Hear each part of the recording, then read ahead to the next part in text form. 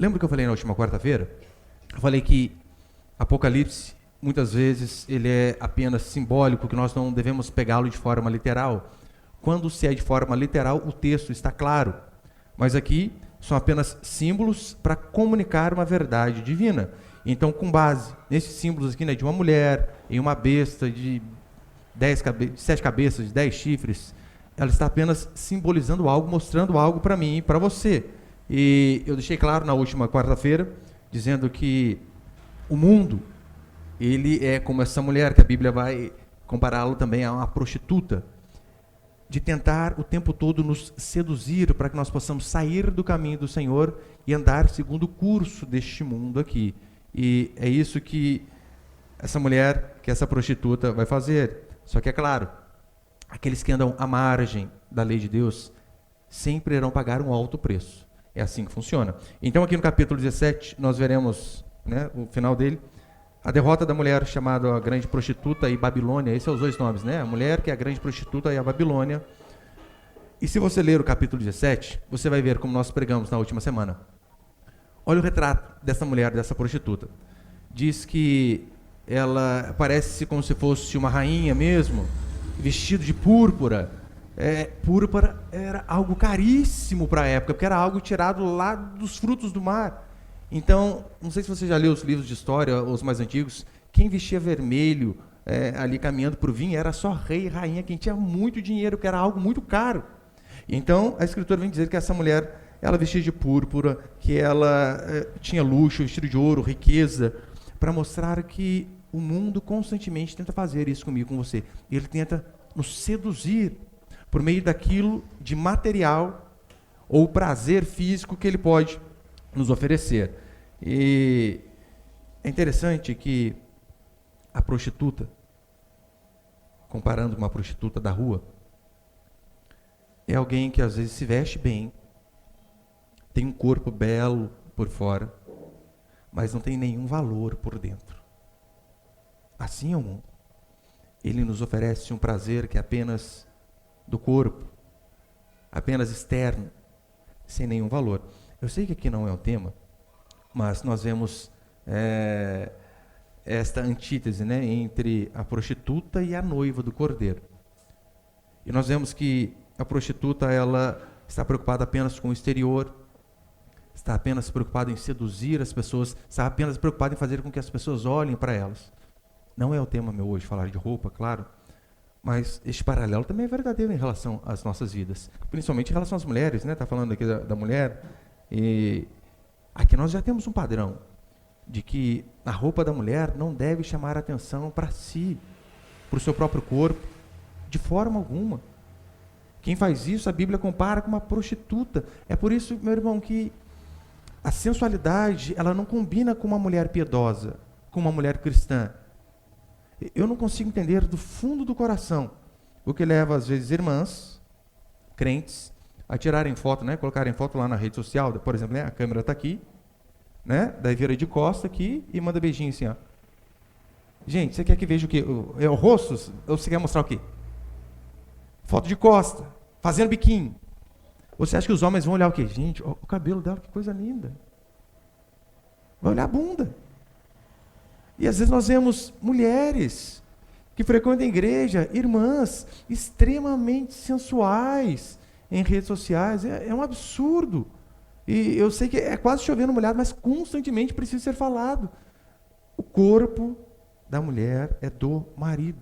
Se não tem marido, é um manancial recluso, fechado, não mostra para ninguém. Mas é impressionante como que as pessoas gostam de expor em praça pública, porque o Facebook e o Instagram hoje é a praça pública da época.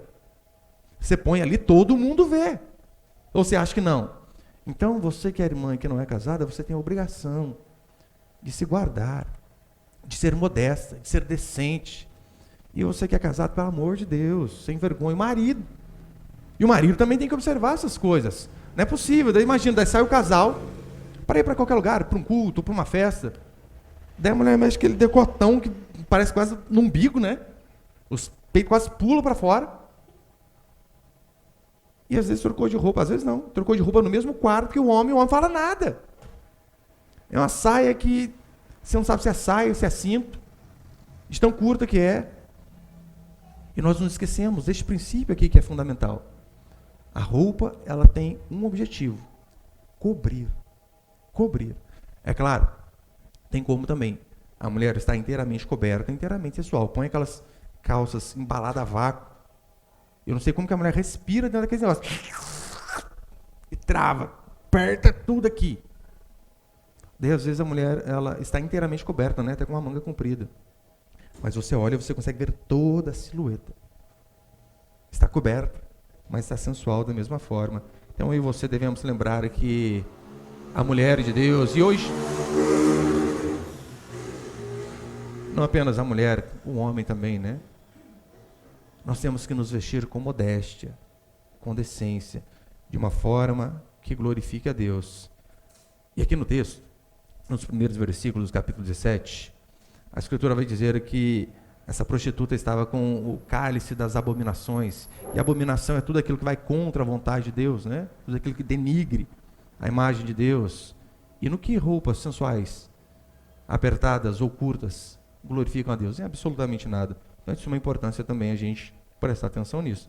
E eu quero passar apenas 3 princípios aqui. Põe o primeiro ali, por favor, Miguel. Primeiro princípio: o mundo sedutor conduz à morte. É o verso 6 que nós lemos.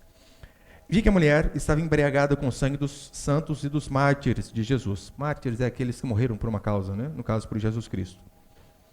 Ao vê-la, fiquei espantado.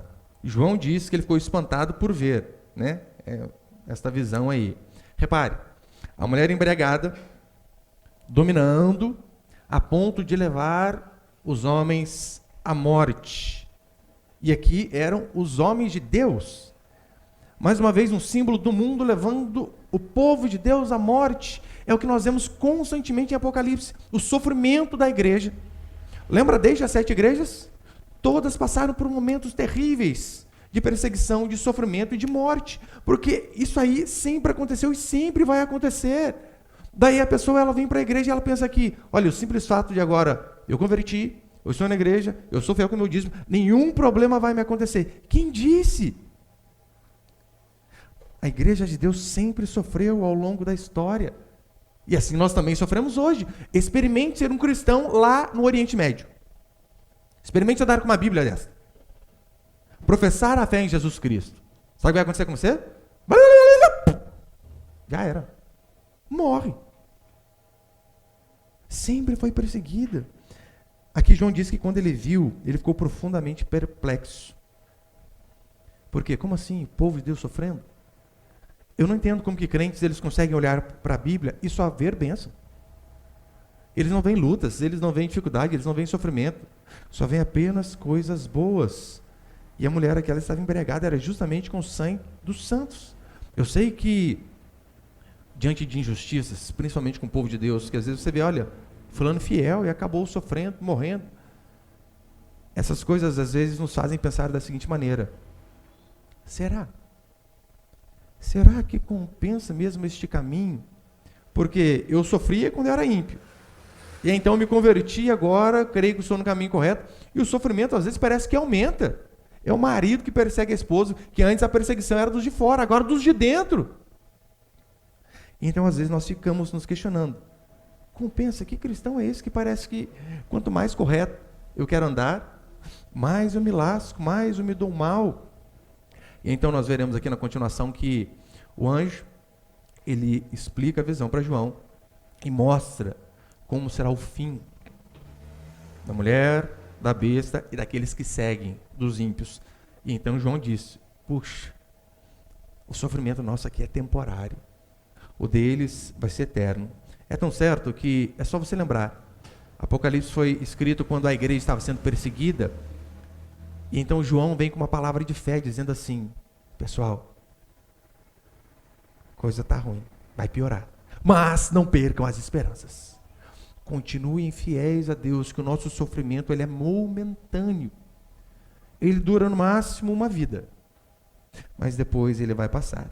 Então, para que João, a igreja, e para que nós não desanimássemos, foi escrito Apocalipse mostrando o quê? Mostrando o final da estrada, mostrando o final do filme. Ele dá um spoiler, dá um trailer ali, para que nós possamos ver o final. Ou seja, sofrimento sim, durante uma caminhada, mas depois não haverá. É tão certo que no Salmo 73, olha o que vai dizer. O salmista aqui, ele quase que dá uma desviada. Na versão revista e atualizada vai dizer, quase me resvalaram os pés. E olha por quê. Salmo 73, verso 1. Verso 2. Quanto a mim, meus pés quase tropeçaram. Faltou pouco para que eu escorregasse. Por quê? Pois eu tinha inveja dos arrogantes, ao ver a prosperidade dos ímpios.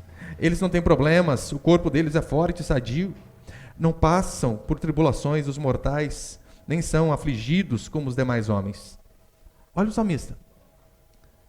Os meus pés quase resvalaram, eu quase tropecei. Por quê? Eu comecei a ter inveja dos ímpios. Gente, como que pode? Eu busco fazer aquilo que é correto e paulada na cabeça. O ímpio trai a mulher cedo, à tarde e à noite, faz nada de certo, a vida dele parece que vai de vento em polpa, só melhora. E então no final do Salmo, ele vai dizer o porquê que ele não desviou. Diz assim, mas quando eu vi o fim deles, igualzinho João, ou seja, é uma vida prazerosa, próspera e gostosa, mas também é momentânea. Do mesmo jeito que o sofrimento, ainda que ele dure 70, 80 anos, ele é passageiro, o prazer dos ímpios também. Ainda que seja uma vida prazerosa e toda uma vida sem aflição nenhuma. Que a Escritura diz que todo esse prazer também é temporário. Por isso eu e você não devemos nos deixar enganar pela aparência da prostituta ou pela aparência do mundo, daquilo que o mundo tenta oferecer para mim e para você. Porque é um prazer efêmero. Sim, é um prazer, mas a duração dele é isso aqui, acaba. Se não fosse prazeroso, meu irmão, ninguém iria por esse caminho. Então ele é prazeroso, mas ele é um prazer de curta duração. E a condenação é eterna. É interessante a gente observar que a besta, ela controlava as nações, os reinos do mundo, e mesmo diante de tantas seduções, o povo de Deus, ele é comissionado, desafiado e habilitado a dizer, não andarei por esses caminhos. O meu Deus tem algo infinitamente melhor do que os prazeres deste mundo. Esse aqui é um exemplo maior do que o nosso Senhor Jesus Cristo. Lembra? Quando o diabo chega diante dele e oferece todos os reinos deste mundo.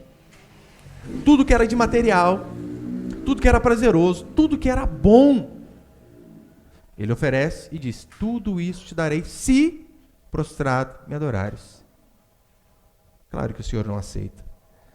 Um dos motivos que eu detesto com toda a minha força a teologia da prosperidade é porque ela é mentirosa, porque ela é fajuta, porque ela não é o Evangelho.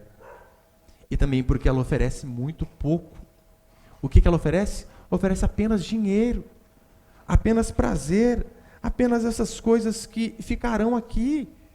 Por isso que ela oferece muito pouco. Então eu e você devemos lembrar que nós, como filhos e filhas de Deus, temos aspirações maiores. Segundo princípio que nós vemos aqui, governos malignos. Olha comigo, versículo 9 até o 12. Apocalipse 17, 9. Aqui está a mente que tem sabedoria. As 7 cabeças são 7 montes, sobre os quais a mulher está sentada. São também 7 reis, 5 já caíram, um existe e outro ainda não veio. Quando vier, deve permanecer por pouco tempo. A besta que era e já não é, repare, era e já não é. É diferente de Jesus, né? Era, é e há de vir. Ela não. Verso 11. A besta que era e já não é, também é o 8º rei, está entre os 7, irá para a perdição. Os 10 chifres que viste são os 10 reis. Os 10 chifres que viste são os 10 reis, os quais ainda não receberam o reino, mas receberão autoridade como reis durante 1 hora, juntamente com a besta. 1 hora, né? Pouca duração. Olha para cá. Alguns comentaristas vão dizer que esses versículos aqui, eles estão se referindo a Roma. Em que sentido? Roma, 2 séculos antes de Jesus Cristo, Roma era conhecido como Septimontium, ou seja, 7 montanhas, é exatamente o que a gente vê aqui, né? 7 colinas. Roma era conhecido por isso. Só que se eu e você olharmos o contexto, veremos que João ele vem falando de forma alegórica. Então, se todo o contexto é de forma alegórica, a probabilidade é que aqui também seja de forma alegórica e não de forma literal. E por vezes você vai ver que no Antigo Testamento, montes, tem essa indicação realmente de governos, de poder. Tanto é que olha o que diz Jeremias capítulo 51 e Daniel. Pode pôr os dois, por favor. Jeremias capítulo 51, verso 25, olha o que vai dizer. Estou contra você, aqui falando a respeito da Babilônia, né? Estou contra você, Babilônia, ó montanha destruidora. Você que destrói a terra inteira, declara o Senhor. Deus, ele estava contra quem? Contra um governo, e ele chama esse governo de montanha, de monte. Daniel capítulo 2, verso 35, na parte B. Mas a pedra que atingiu a estátua tornou-se uma montanha e encheu a terra toda. Aqui, aquela visão da estátua, onde uma pedra que também, historicamente, é um reino, um governo, para mostrar para mim e para você que, por vezes, a Escritura demonstra isso. William Hendricks, ele vai dizer assim: o simbolismo das 7 colinas aponta para os poderes mundiais que têm o seu lugar na história, para dirigi-los contra o reino de Deus. Ou seja, aqui nós vemos mais uma vez reinos, governos mundiais reunidos para batalhar. Batalhar contra quem? Batalhar contra o próprio povo de Deus. Por isso que é mais lógico eu e você fazermos essas referências não a homens. Tem algumas pessoas que vão dizer, olha, aqui é Júlio César e vai até a Calígula e passa por um outro. Não, aqui a referência correta é de fato reinos. Governantes que constantemente se levantam contra o povo de Deus. Isso nós vemos em toda a Escritura também. E repare, aqui João diz, né? Olha, e um deles está vivo, provavelmente falando de Roma, ao período ao qual ele está vivendo. E terceiro, e último para encerrar, nós vemos a soberania do Cordeiro. Acompanhe comigo o versículo 12 e o versículo 13. Versículo 12. Os 10 chifres que vistes são 10 reis, os quais ainda não receberam o reino, mas receberão autoridade como reis durante 1 hora, juntamente com a besta. Esses 10 chifres são 10 reis a serviço do maligno, unido, para quê? Para combater o povo de Deus. Repare, até o poder que o diabo tem, diz a Escritura, esse poder, ele é limitado por Deus. O diabo não tem todo o poder, como diz a Escritura. O nosso Deus, sim, tem todo o poder. Satanás não, o pouco poder que ele tem, a Escritura diz que está limitado, está no domínio do nosso Senhor. E ainda diz aqui a Escritura, né? E esse poder, ele tem uma pequena duração, uma hora, que é só um símbolo, né? E ele vai durar apenas pouco. Então o cenário é esse, né? O anticristo ou os anticristos controlando toda a vida através de líderes mundiais. Alguns aqui talvez já vão começar a fazer teoria com globalismo. Tá vendo? Olha as coisas aí. O comunismo já começou a dominar a América do Sul, Foro de São Paulo, subiu aqui, pegou a Europa e pegou a América do Norte. Pastor, você acredita nisso? Não, e sim. Sei, pode ser.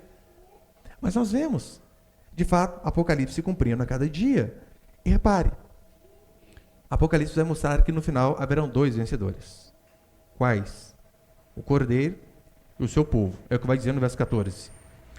Combaterão contra o Cordeiro, que os vencerá, pois é o Senhor dos senhores e Rei dos reis. Ou seja, não há governante páreo para o nosso Deus. Os chamados eleitos e fiéis também vencerão. Repare, o tempo futuro aqui é muito mais que uma profecia. É uma garantia de que o Cordeiro vai vencer. Não é uma possibilidade. Oramos para que o Cordeiro vença. Não, é uma assertiva, é uma afirmativa. O Cordeiro vai vencer no final. E não apenas o Cordeiro, o seu povo também vai vencer com ele. Ainda que nós tenhamos uma vida de sofrimento, problemas, angústias e lutas, o final está claro. O povo de Deus vence por quê? Porque o Cordeiro também vence. Lembra quando eu falei a respeito das 2 testemunhas? Era a mesma coisa, as testemunhas ali eram a igreja. Eu expliquei para os irmãos, né, o testemunho da igreja. E você lembra o que aconteceu com eles? Morreram. É o que acontece com muitos cristãos de verdade, por conta de sua fé, eles morrem. Começou com Estevão, eles morrem. Mas no final a Escritura diz que a vitória é do Senhor e de seu povo. É por isso que é um absurdo. A Escritura é clara para mostrar, né? Olha, o spoiler é esse, o trailer é esse, o final é esse. O mundo, ele é um Titanic, belo por fora, aconchegante, luxuoso, mas ele vai afundar. E o que muitos ainda assim fazem? Eles compram uma passagem, tocam um violino lá, com o bichinho afundando. Esse é o destino do mundo. No verso 15 e 16, vai dizer que o próprio mundo se autodestrói por conta do anseio por prazer. Olha, já estou encerrando, versículo 15. E disse-me ainda: as águas que vistes, aonde se assenta a prostituta, são povos, multidões, nações e línguas. Os 10 chifres e a besta que vistes odiarão a prostituta. Começa a ver aqui, ó, já a guerra entre o próprio mundo. Eles deixarão desolada e nua, e comerão a sua carne e a queimarão no fogo, porque Deus lhe pôs no coração que executassem o intento dele. Eles mesmos ali começam a se definhar. Tem um livro de Edward Gibbon, chamado Declínio e Queda do Império Romano. Ele começa a descrever o porquê o Império Romano ruiu. E uma das características desse historiador, desse escritor, sabe qual é? Prazer demais. Orgia demais. Coisas fáceis demais. E então um império que aparentemente era poderosíssimo, impossível de cair, por conta de sexualização, de ter todo o prazer ao alcance e desfrutar da melhor maneira possível.